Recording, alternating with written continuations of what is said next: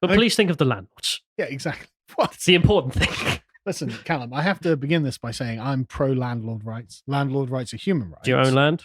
No. Well, I mean, I own it. I own my house. No. What we're talking I'm about not a there, of landlord, course, though. is people who own houses and are renting them out. And I know people who do that. It's a perfectly good job. I do not agree with the leftist nonsense of like, it's not a real job, is it? You're just stealing land or stealing rent. It's like, no, I have to provide the housing, take the risk that you're going to destroy it, blah, blah, blah, blah, blah. I see these posts every single day, literally every day, where they're like, they're just taking my hard-earned money. It's like, no, you're paying to live in a house. You know how you rent a car? Yeah. Damn car owners trying to destroy the world. It's just insufferable. Yeah, okay. Left-wingism is stupid and not going to engage with that. What I'm annoyed about is just a personal note. I keep getting news and articles just being like, will you please think of this poor man? He only owns 2 houses and now his mortgage has gone up. And I'm sick. I'm sick of reading these. This is the Zoomer bitterness. Yeah, the Zoomer renter over here is not happy. And I just want to... property owning boomers. I got to vent somewhere, so might as well be here. Yeah. But we'll start off just by talking about Margin Call. This is a video on Lotus.com for economics episode, which is very good. Movie and breakdown here from Dan about the video in which this was the moment. So I don't know if you've seen Margin Call or not. I haven't. No, I've not seen it. It's fantastic. It is completely a movie about the inside of those at 2008 when the market crashes. Oh, really? And they're holding loads and loads of these CDOs that are valued at tens of millions of dollars, but are worth about a cat. And then they're the first people to realize this. And they need to get rid of them. Yeah, so they go on the market floor and they sell them all, knowing they're worthless, at hundreds of millions of dollars to their clients, completely ruining their reputation by lunchtime, but off their books. Yeah. Everyone else goes bankrupt, not us. So not our fault. We walk away with the money, and then there's the 2008 housing crisis, and everyone has to deal with it. Yeah, and you can see from the banker's perspective, it actually makes perfect sense for the people who did it. It's totally logical. I'm just saying. But you got away with manipulating the... Yeah, no one was punished.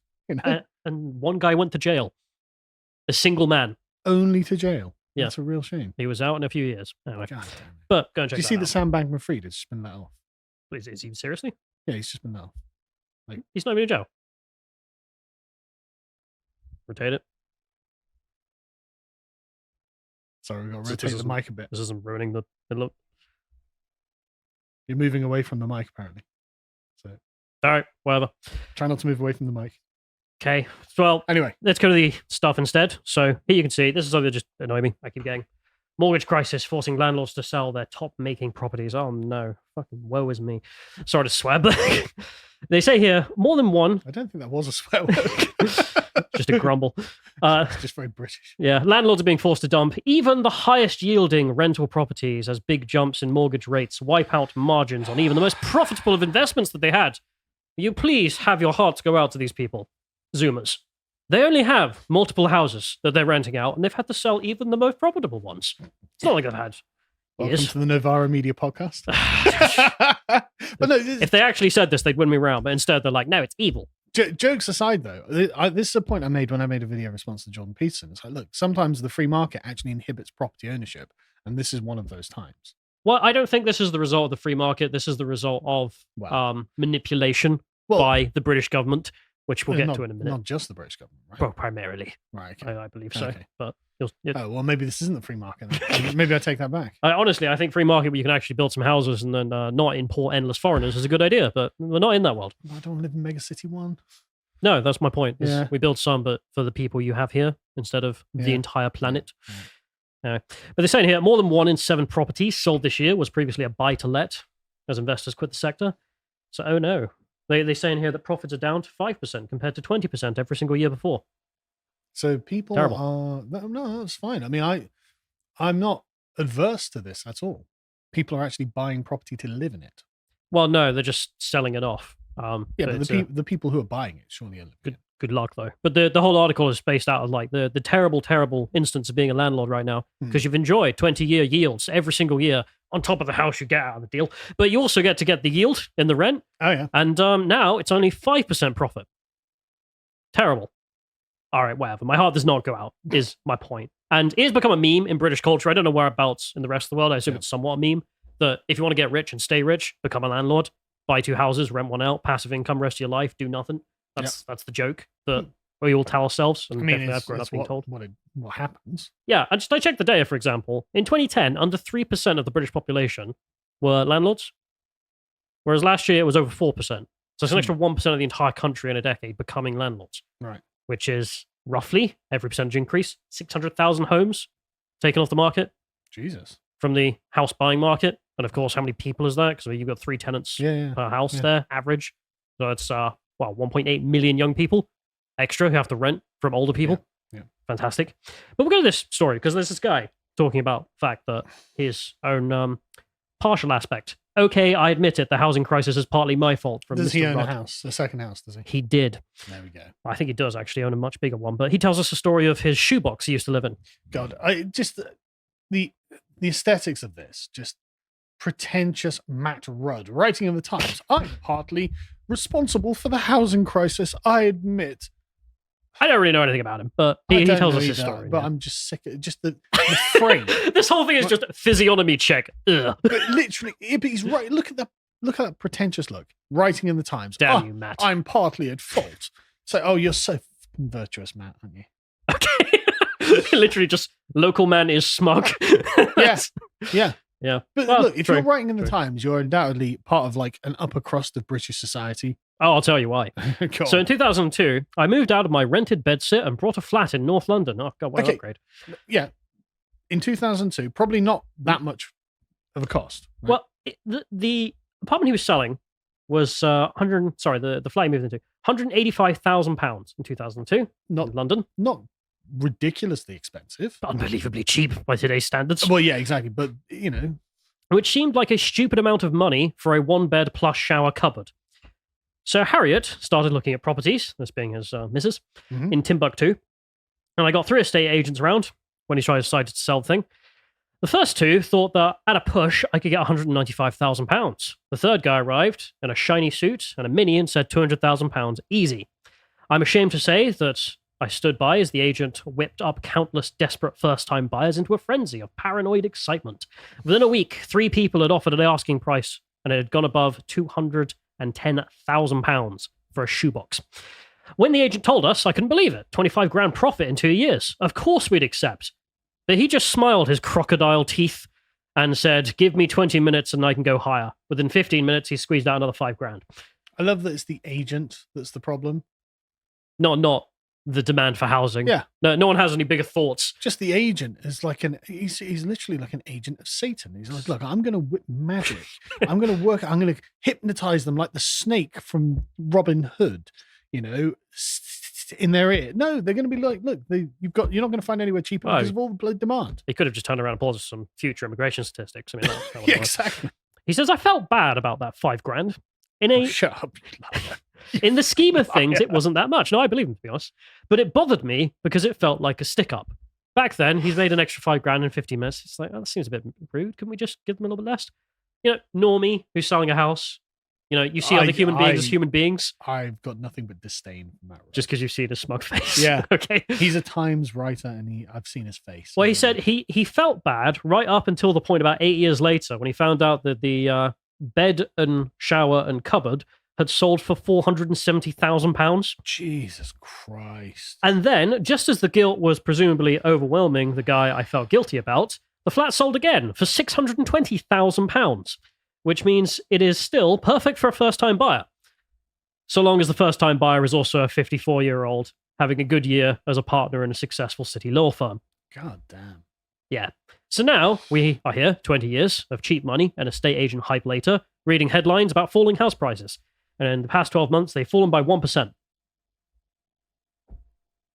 Wee. So what? It's only 570,000 or something. Amazing. Yeah. Isn't the economy recovering, Carl? It's not fun. He goes on. People are like, why don't you set this up in London? Wow, there's a good reason I didn't set this up in London. Well, it'd be worth too much. I want everyone working here to buy a house eventually. He then goes on to say that, of course, we need the house prices to fall much more if we're ever going to have people who are, under 30 owning houses. Yeah, under 40. At least not in London, anyway. And maybe you can move to like Newcastle or something and buy houses. But then he argues, well, I own a house. So no. Could it not just be a few more years? And this is his point, which is that, it's his fault because people like him for ages has been like, can we just wait a few more years of low interest? Yeah. that's manipulated Yeah, you by parasites. the central bank. It is your fault. Should we check out just some stats real quick? Here you are. Rental God, demand. I'm starting to sound like supply. Navarro Media as well. I just called him a parasite. For owning a house. Yeah. That's sure. So this lady, I'm quite enjoying her tweets recently. She's like, nothing another million migrants won't fix. So yeah, well, that's totally true. supply for housing by region, as you can see. Do you live anywhere? Things are worse. Look at the demand in the southwest where we are. Yeah. Supply down 21%. Demand up up. 49%. Just another million. Just another million migrants. Trust me, all be fine. And then I saw this. This has blown up a lot. Rent. We've got £1,750 a month in the budget and can't find anywhere to rent. God damn. This is in London. So they say in here the average tenant now spends about 30% of their pay. And rent. Sadiq Khan the other day was just like, we need more migrants in London. Literally those words. I want more migrants in London. Yeah. So why do you hate the people who live there? This guy lives there. God, get him out. Well, I mean, It's too white. Well, it's not. It's 40% immigrant. No, but I assume that's Sadiq Khan's opinion, which is how do we force even more people out. But I mean, It's like he literally wants an entire city of people on government assistance just to pay the rent. And then he's like, well, the Conservatives won't let me put in rent controls. It's like, yeah. Try and reason with them. But anyway, you do the math in here. Let's say, the couple together are making 65 grand. Yeah. So, 35 grand is the average full-time salary in the UK. So they're both just under that for assuming around there. good luck. Average rents also for lets they mention have gone up 10% in a year. So that's great. Yeah. The chunk of the income taken out by rent varies in different regions. Even in London, where rents have previously been taken out a high proportion of wages, the cost still accounts for 40% of gross earnings. So that's 40. If you want to live in London, you're going to be paying at least 40% of your gross earnings to the landlord, because our shoebox went up from 200 grand to 600 grand in 10 years. But the thing is, just normal people who buy their house to live in it are still getting massive. It came out today. It was something like an extra 5% or something. It's like, oh my God. Zoopla have come out. They've said there's 20 to 40% fewer homes to rent in most regions than before the pandemic. So why? Yeah. Meanwhile, there are more... it's because people aren't moving. We covered this previously. Meanwhile, though, there are more tenants than ever. I wonder where they've come from. Who knows? Absolute surprise. If only the British would stop pumping out children. Yeah. Well, the Times knows. They wrote, international students up 12%, renters locked out of buying a house because the mortgage rates gone up, so they're still stuck renting. Net migration also reached a record high of 600,000 net. And just to be clear, that's 1.2 million last year, 1.16 million the year before, and God only knows what it's going to be this year. There's also more than 1 million people waiting on social housing, overwhelmingly, disproportionately foreigners as well. For some reason, they're eligible for free government housing. Weirdly, you have to pay to house these foreigners.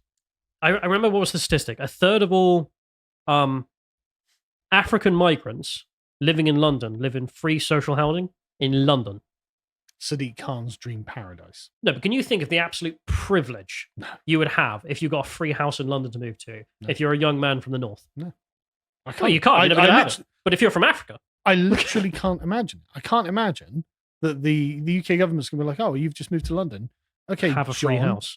From Newbury or something. Have a free house. On us. Don't worry about it. Yeah, it's just inconceivable. Well, don't worry. They're building plenty. They've got 7,000. arrives on a bloody boat, and it's just, okay, oh, God, I just can't take this. Across the entire country, we built 7,000 new social housing homes. So, brilliant. That'll deal with it. The march towards Megacity 1 continues. There's also Londoners moving out of London, which is decimating everywhere else for rent. So thanks for that, you London. Yeah. The only thing in here that is positive is Gen Z. They're doing their bit. I thought you were going to say the only thing that is positive is this can't last forever. One day the system will collapse. No. It can go on a lot longer. But Gen Z, however, they're doing their bit for the whole country because they're not leaving their house. They're the only people, the only aspect of the British economic system that's keeping rent down ever so slightly. It's going up, obviously, but they're the only aspect keeping it down. I can see a lot of Gen Zers just looking at their parents going, they're like, you're going to move out? It's like, no. Are you going to give me 100 grand? I'm waiting for you to die. And then I'm taking this house. Yeah. Do you not remember that was the government's policy a couple of months ago? No. They wanted to introduce 100-year mortgages in which your grandchildren would eventually own the house after you and your child had paid off all the debt. So, yeah, we would all live in the same house, and then... I mean, so there's a part of me that's like, yeah, that's actually, a family home that's inherited through the generations. That's a nice thing. But the fact that it's going to require 100 years to pay off the mortgage. 100-year debt. It's like the Flying Dutchman. Literally ancestral debt. You want to guess what the government's response to these statistics are? All as planned. More immigrants now. Oh, yeah. Ironically. This is the new chancellor. Yeah. I was going to cover this in my segment, actually. Landman. I'm not going to go through all of it because it's a lot to say for you. The main thing in here is he's arguing that relaxing immigration rules could help beat the mortgage crisis because more foreigners would buy more mortgages. And that's it. That's where his thinking ends. I don't know what he thinks they're going to do with that mortgage. Presumably, how are they affording the mortgages? But also, even if they could, he's assuming they're not going to buy a house, presumably, if that's going to bring down house prices. But also, if you've got more foreigners buying more mortgages, that's more demand for the narrowing amount of homes there's nothing. There is no reasoning whatsoever. I'm not an economist, but that doesn't make any sense. No. The next amazing thing I saw from the government, this being the Bank of England, coming out and saying, well, what if we cut wages? Because wage increases has been too high. I have to ask, what wage increases? Actually name them. Yeah. Because even if we're talking about the public sector, which is obviously, the government, so they've been able to get their I'm all leverage. for cutting public sector wages. Yeah, but even them, they're actually not doing that great either because, of course, inflation's 25%. Oh, they've been complaining about this from the nurses. Yeah, they're not actually wrong. No, of course that's the thing. But we'll go to Charlotte real quick. As I mentioned, quite like her tweets recently. She says here, we're creating a generation of stateless Brits. Young adults cannot get on the housing ladder without a huge deposit. I think the minimum is now 60 grand for the Southwest. I read in Zoopla, that's the average deposit. So there we are. Millions of them. They are emigrating more, forced out, and then we fill the whole immigration. Mm-hmm. Great. But this is how the global order is essentially destroying our country. Good news, though. I have found some places where that chap and his missus could rent. They're not in the area he was living. I bet they're really good areas of London, aren't they? It's fantastic, I'm sure. But just to get back to my point here about inflation. So here's the inflation calculator. 25.6% inflation since 2020. Not even any of those people in the public sector who are asking for 20% pay rises are actually getting a wage rise. Because, of course, they're getting a 5% pay cut over that time. Because the inflation's higher than the wage increase. Yeah. But then if you're not getting a wage increase, suck a D, you get 25% wage cut, and the Bank of England comes out and says you've got too much. I mean, I'm sorry, I just can't take these people seriously when they're sitting there this is just the destruction of the country, proceeding as planned. You know what the real problem is? Not all those foreigners we let in to massively manipulate the market so that our houses could stay rich. Oh, yeah? No, the real problem is you disgusting Gen Zers and everyone else who wants to have wages increase. I'm prepared to hear them out. There's another inflation calculator here if you want to check out just some alternatives. This one I think had 28.2% inflation since 2020, because of course different measurements slightly vary, but there we are. Basic goods in the shop, the Guardian reports up 25%. Yeah. Who could have done this? Do you feel that you're getting closer to the owning nothing part of owning nothing and being happy? You started with nothing, you ended with nothing. You are happy. You started with less. You started with a full basket of food. Now it's 25% empty. Yeah. Meanwhile, though, government minimum wage, if you keep an eye on this, that's gone up 19% in the same time period, which is actually obviously going up more than the wages they're even giving out to nurses, etc. But then you've got the private sector as well. So, but house prices, in the meantime, same time period, 36 to 14% growth. The England average is up 26% since 2020. Jesus, So if you own a house, inflation hasn't touched you. But if you don't, well, no, you have to remortgage your house. Yeah, if you've got a mortgage. Yeah. And I mean, if you own the house outright, you're very lucky. You're doing very well. But most people don't own the house outright. Most people have got mortgages. So the mortgages are getting more expensive as well. Everything else gets more expensive as their wages go down. That is true. Although we will get to a minute, I'll mention it now quickly, which is there's actually quite a fewer people on mortgages now than there were in, say, 2008. Right, okay. It's 30% of homes have a mortgage in the UK. Only? Yeah, only 30% now. Jesus. It used to be way higher, of course. Yeah. But, if no one's buying houses and the people who own them keep paying them off, just percentage goes down. God, I'm really hoping the company that owns my mortgage goes out of business, so I don't have to pay anyone to pay back. Yeah. But we'll end this off, because this is where the thing that just annoyed me is the poor landlord over here. This chap. Here we are. His modest buy-to-let has become a money pit. And of course, you are not one of the massive rental companies, don't get me wrong. Yep. Mr. Rami El Boghdadi. Yep, average landlord name. Yep. He decided to move out of his family home because he had more kids, so he brought a new home. So he's got both homes now where he's paying. Decided to rent the old one out rather than sell it and own the house he lives in. But I mean, whatever. for a regular person, it's not a bad idea for an investment. Oh, it wasn't. Don't get me wrong. Yeah. It was the meme, as I mentioned. Yeah. If only you were in the right place at the right time. And well, he gives us the worst case scenario because it's a piece in which they sit there and go, "Won't you please bleed for the landlords who are suffering in our time of need?" And yes, it is getting worse for you. But I mean, you kind of probably should have seen that coming as well. It's getting worse for everyone, bro. Yeah, he mentions in here that he's £20,000 worth of damage because he had some tenant who ruined the place. Brilliant. And then they get to the deets though. Until that autumn, Rami was paying £197 per month for his mortgage, set against the rental he was charging of £850 a month. So he's been doing well. Yep. For 600 quid for free. for multiple years, he's been doing fine. That 20 grand he lost as well. Of course, there's insurance, so he got that back Right. through the insurance as well. And today his mortgage is now up to £788 per month, and he's still charging more than the £850 now. He's put it up. Right. His mortgage is up to 788. Yep. Well, that tells you everything you need to know about the bloody mortgages, doesn't it? Yeah, the interest rate's mad. If you It's own a literally mortgage 4 times. and you're remortgaging it, It's mental. sucks. Don't get me wrong. Anyway, but it's absolute madness, says Mr. Rami. The thing is, I am a Gen Z, homeless man in that sense, and I'm not going to press F in the chat for the chap here because sell it. And you've still got a lot of money. But of all the people, like, this is the guy who's done the least damage. Yeah, of course. But to be fair, this article is not about the major rental companies. Yeah. It's the sob story because, well, he is the individual, as you mentioned, the tiny buy-to-let mortgager who is actually the best of the landlords there in the sense of. I mean, this guy got probably direct worked interest. hard, probably earned the money. Yeah. You Whereas know- when we talk about the like major rental companies in this country, The no. conglomerates, bloody landowners. Yeah. We'll just end this off real quick as well, because just to mention my point about the age gap in the country is immense. I mean, this guy living here, for people listening, we'll look at home ownership by age group. And if you're under 34, rip. I just can't understand how the boomers aren't like, why don't my grandchildren have their homes like I had my home? Something happened in the 1990s, and we're yet to figure it out. Yeah.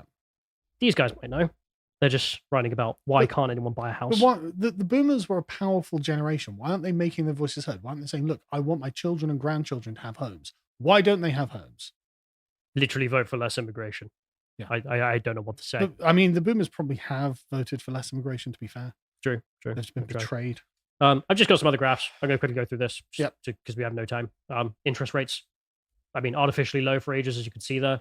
Yeah. Wonder how that happened. Here's some predictions in case you're thinking about your mortgage or getting one ever. Here's when you can, which is, not Never. soon. 2025 at the best. So, I mean, if you save real hard, you might be able to get something maybe, but that's that. I'm not too fond of the landlords because I'm salty. Don't get me wrong. I have a bias there. Yeah. And I'm just sick of hearing about it. And that's me. But otherwise, the housing market is even worse than I lost hope last time. Yeah. And it's thanks to the government. Demonstrably so. If you appreciated that segment from the podcast The Lotus Eaters, you can go to lotuseaters.com to get access to all the premium contents on the site, such as the Contemplation series, this episode on Victorian values, arts, and sciences. If you'd like to find out what else is being put out, you can follow on Getter at lotuseaters_com on Getter. Thank you and goodbye.